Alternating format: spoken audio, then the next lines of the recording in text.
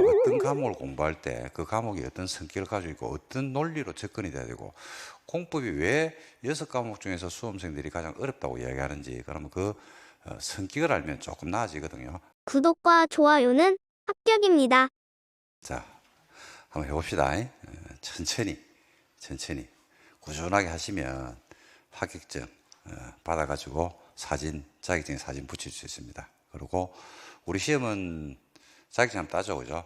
그러면 언제까지 할 수 있겠습니까? 자격증 따고 나면 치매 걸려도 할 수 있어요.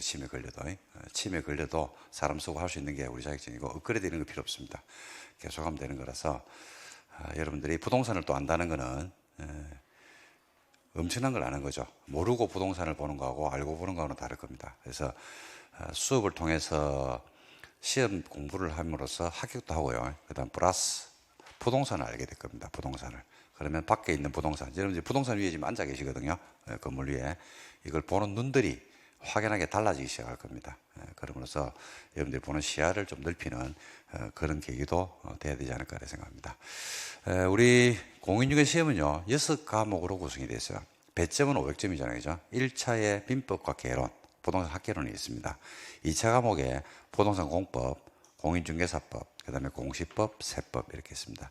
제가 담당하는 과목이 이제 부동산 공법입니다. 여러분들은 지금 처음 하시는 분들 입장에서는 부동산 공법이 뭐 하는 법일까? 아마 이런 생각이 드실 겁니다. 그래서 시험에 뭐 출제되고 이런 건 아닌데 내가 어떤 과목을 공부할 때 그 과목이 어떤 성격을 가지고 있고 어떤 논리로 접근이 돼야 되고 공법이 왜 6과목 중에서 수험생들이 가장 어렵다고 이야기하는지 그러면 그 성격을 알면 조금 나아지거든요. 그래서 시험에는 안 나오는 건데 부동산 공법이 뭐 하는 법인지 또 어떻게 공부를 해야 되는지 이런 것들에 대해서 부동산 공법에 대한 전반적 설명을 좀 가져가서 설명을 좀 드리도록 하겠습니다. 먼저 제일 중요한 거죠. 지금 수업하는 게 아마 가장 1년 수업 중에서 가장 중요한 게 아닌가 이렇게 생각합니다. 그냥 들으시면 돼요. 들으면 그냥 바로 한 방이 될 겁니다. 이거는 항상 첫 강의 할 때 말씀드리고 그 다음부터는 안 합니다. 이거는 이제 필요가 없으니까. 그래서 부동산 공법이 뭐 하는 법인지에 대해서 설명을 좀 드려보겠습니다. 우리가 배우려고 하는 과목이 뭐야? 부동산 공법이죠. 부동산 공법입니다.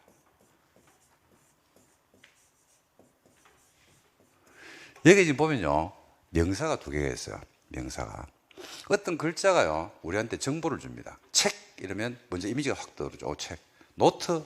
책은 읽는 거, 노트는 쓰는 거. 볼펜, 연필, 이런 등등을 해가지고 어떤 명사들은요. 우리한테 어떤 정보를 줘요. 여기 지금 두 개의 명사가 결합되어 있거든요. 그럼 그 성격이 나와요. 성격이. 처음 하시는 분들 생소하거든요. 부동산이라는 명사하고 뭐가 있습니까? 공법이란 말이 있어요. 부동산과 공법. 부동산이 뭔 줄 알죠? 부동산이 뭡니까? 그죠? 부동산은 맞습니다. 움직이지 않는 거. 그 대표적인 게 부동산은 우리가 뭐로 구성이 되어 있다라고 얘기하면 토지와 그 정착물로 구성되는데 정착물의 대표는 건물이거든요. 토지하고 건물입니다. 그러니까 부동산 공법을 다른 말로 하면요. 토지 공법이면서 건물 공법이에요. 만약에 우리 시험 과목이 부동산 공법이 아니고 토지 공법이었다고 하면 건물은 안 내요. 건물 공법이었다고 하면 토지는 안 내겠죠. 부동산 공법이기 때문에 토지도 출제를 하고 건물도 출제를 합니다. 미리 말씀드린데 토지에서 시험 문제가 몇 개 나오냐면요. 26문제가 나와요. 건물에서 몇 문제가 나오냐면 14문제가 출제가 됩니다. 그래서 토지와 건물로 구성이 되어 있다. 토지 공법이면서도 건물 공법이다. 이렇게 여러분들이 생각하시면 돼요. 두 번째 나온 명사는 뭐냐면요. 공법이란 말이 나왔어요. 공법. 공법이 뭐냐? 막연하게 이제 처음 하시는 분들은 공법이 뭘까? 아마 애매한 경우들이 있습니다. 우리가 대학에 법대를 가지고 있는 대학에 가면요. 공법학과가 있고 사법학과가 있어요. 학과가 이제 나눠지는 경우도 있고 그냥 법학과 이렇게 돼 있는 데도 그렇습니다. 공법과 사법으로 법은 크게 나누면 공법과 사법 이렇게 두 개로 나눌 수 있다는 이야기죠. 공법의 반대말은 당연히 뭘까요? 사법이겠죠. 반대말은 사법이에요. 사법은 사인과 사인, 개인과 개인 사이에 발생하는 법률 분쟁을 해결하는 도구로 쓰이는 게 사법이에요. 대표적인 사법이 우리 시험 과목에 있죠. 그게 뭡니까? 민법이에요, 민법. 그다음에 상법 이런 것들이 사법의 영역이죠. 그러면 우리가 관계 설정 속에서 만들어지는 게 그 관계 속에서 발생하는 분쟁을 해결하는 도구로서 이제 법이 쓰이는데, 사법은 사인과 사인 사이에 발생하는 법률 분쟁을 해결하는 도구로서 쓰이고, 그게 이제 민법이라는 게 대표적인 게 있습니다. 그러면 공법이라는 것은 누구와 누구의 관계를 설정하는 게 공법이냐, 이걸 이제 잡아야 되겠죠, 그죠? 공법은 누구와 누구의 관계를 설정해 놓고 있겠습니까? 그죠? 공법은, 그죠? 사법이 사인과 사인 사이의 법률 분쟁을 해결하는 도구로 쓰인다 그러면, 공법은 국가 또는 지방자치단체, 지자체라고 부르죠. 지자체. 국가 지자체를 우리가 합쳐서 뭐라고 부르냐면 행정청이라고 불러요. 행정청. 공권적 행사에 주체가 된다는 얘기죠. 와 누구의 관계 대 국민적 관계를 규율하는 게 공법입니다. 그러면 사법은 사인과 사인 사이에 발생하는 법률 분쟁을 해결하는 도구로 쓰이기 때문에, 사법은 그 사인과 사인 사이 관계가 대등한 관계겠습니까? 어떤 하나가 우월한 지위에 있겠습니까? 대등한 관계에 있겠죠. 그러니까 평등의 원리가 지배를 합니다. 그래서 사법은 사적 자치의 원리라는 것들이 민법의 가장 기본 원리라고 이야기하거든요. 근데 공법은 그렇지 않아요. 국가 지자체 또는 국민과의 관계를 규율하다 보니까 대등한 관계가 아니겠죠. 국가나 지자체가 국민보다는 어떤 지위에 있겠습니까? 대등한 지위에 있겠습니까? 우월한 지위에 있겠습니까? 그게 우월한 지위에 있어요. 우월한 지위에서 국민들에게 뭘 가할까요? 뭘 가한다? 각종 규제를 가하는 겁니다. 규제. 뭐 해랍니까? 하지 말합니까? 하지 말합니다. 전부 다. 투기 과열지구. 지정과 하는 순간에 분양권 전매하지 마. 분양권은 나의 재산권 맞습니까? 맞죠? 하지 마. 그래 하지 마. 분양가 상한제가 딱 적용이 됐어요. 분양가 상한제가 되니까 분양 가격을 내 마음대로 책정을 못 하는 거야. 평당 5천만 원에 내가 분양하고 싶은데 분양가 상한제가 딱 적용되니까 5천만 원 하지 말래. 토지 가격하고 건축비를 딱 대가지고 그 가격만큼만 해가지고 분양을 하래. 규제를 한단 말입니다. 그게 공법이에요. 그게 좀 아시는 제도 아닙니까? 토지 거래 허가구역. 토지를 거래할 때 내가 봐. 토지를 내 거래하고 싶어. 토지를 거래하고 싶어. 그냥 하면 돼, 안 돼? 돼. 내 재산권이니까 그냥 거래하면 돼. 근데 토지 거래 허가구역으로 지정되는 순간에 토지를 거래할 때 뭐 받아야 돼? 허가 받아야 된다니까요. 그게 공법이에요. 그게 공법. 그러니까 여러분들 지금 알고 있는 제도들이 공법에 엄청난 제도가 녹아져 있단 말입니다. 그래서 공법은 국가나 지자체가 국민보다는 어떤 지위에서, 우월한 지위에서 뭘 가하는 걸 내용한다? 규제를 가하는 게 공법이에요. 그래서 공법이 그래서 어려워요. 뭘 가하기 때문에. 규제. 하랍니까? 하지 말합니까? 하지 마. 하지 마. 하지 마. 그 집에서 애들한테 엄마들이 하는 거 똑같습니다. 무조건 하지 말라 하잖아. 하지 마. 하지 마. 그 엄마가 공법이에요. 권력을 쥐고 있잖아. 엄마가. 그죠? 집에서 제일 최고의 권력자가 누굽니까? 아버지가 아니잖아요. 엄마잖아. 엄마. 그죠? 그 배우자 남편한테도 그죠? 규제를 가잖아. 양말 똑바로 써. 빨리 밥 먹어. 애들한테 공부해. 씻어. 공권력이 주체거든요. 우울한 지에서 규제를 가는 거예요. 엄마가 공법의 주체예요. 공법의 주체. 그래서 엄마와 같은 존재다 이렇게 생각하면 됩니다. 공법은. 그래서 부동 공법을 읽으면 이게 부동 공법이에요. 읽어볼게요. 부동 공법 이렇게 5글자인데 이걸 풀면 이렇게 나와요. 부동 공법은요, 뭐하고 뭐에 대해서, 토지나 건물에 대해서 누가, 국가 또는 지자체가 국민보다는 어떤 지위에서, 우월한 지위에서 뭘 간다? 규제를 가하는 게 공법입니다. 그런데 공법이 어려운 이유는요, 우리는 규제를 받는 입장입니까? 규제를 하는 입장입니까?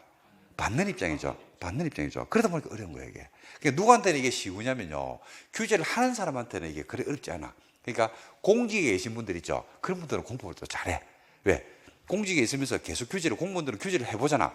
그러다 보니까 그게 익숙하거든. 그러니까 그런 것들이 좀 익숙해지다 보니까 접근하기가 쉬운데, 우리 일반 국민들 입장에서는 규제를 맨날 받는 입장이거든. 근데 그 어떤 규제가 똑같으면 되는데 미세하게 다르거든.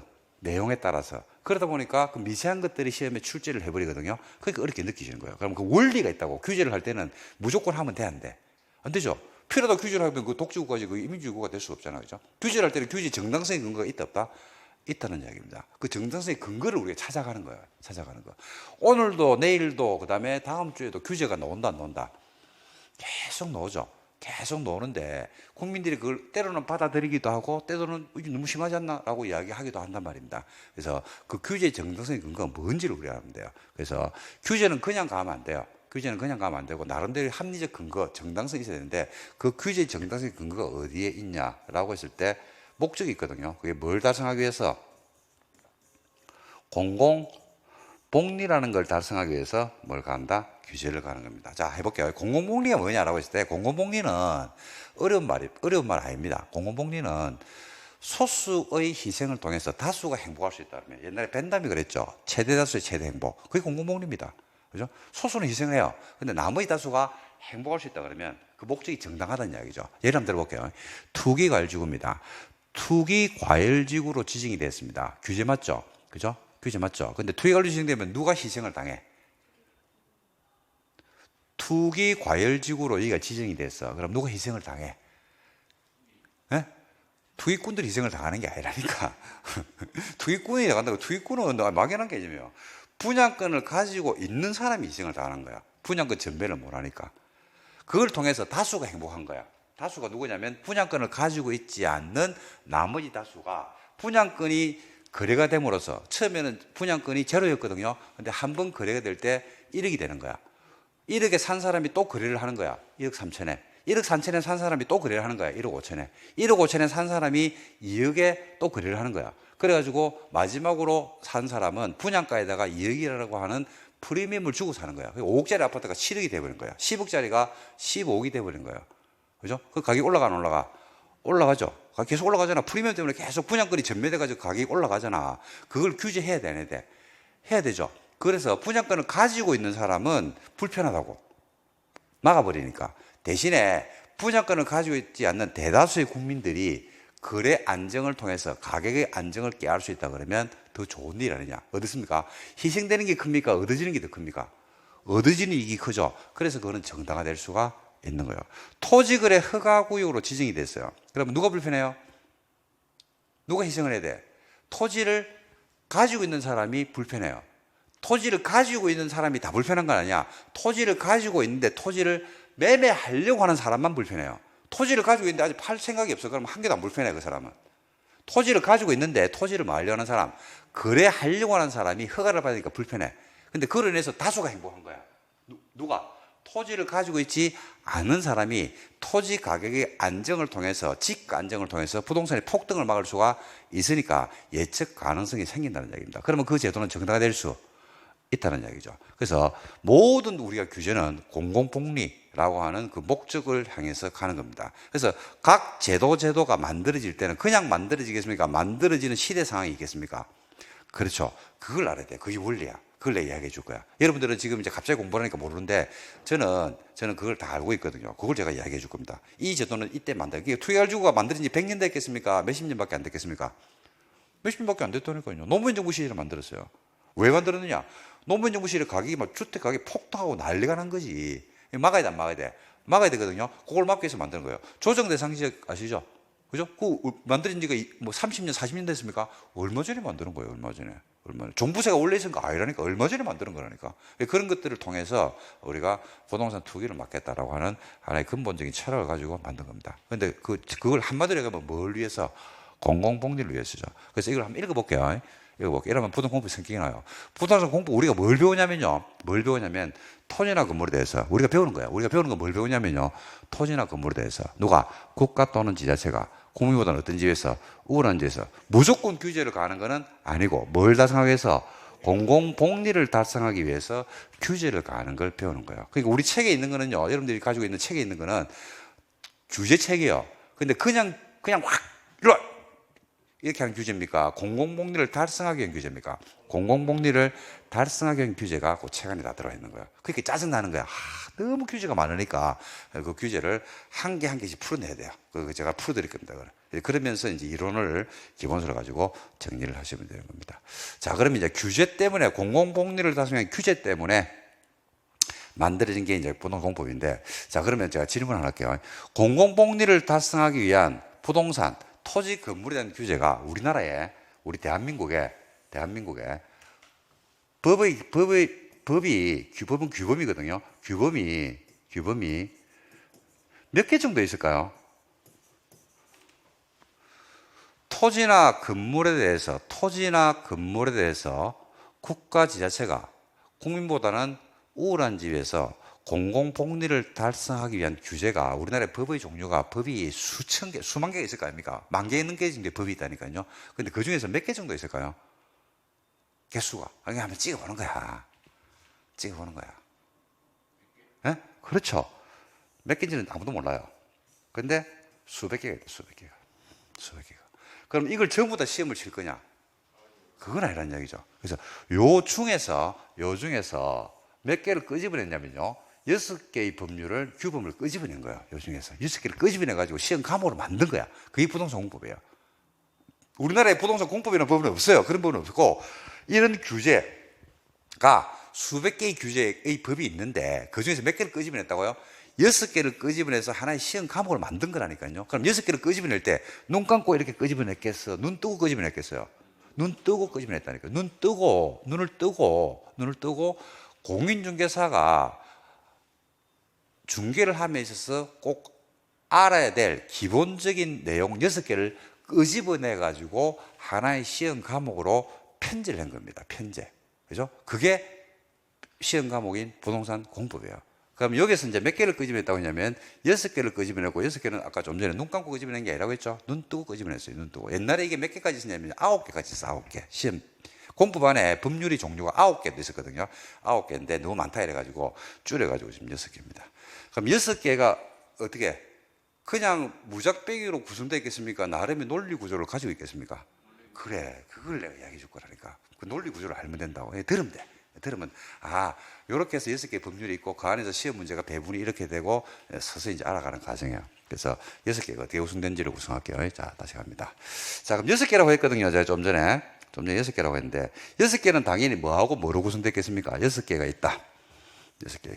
수백 개 중에 6개를 끄집어낸 겁니다. 6개는 당연히 뭐로 구성되어 있을까요?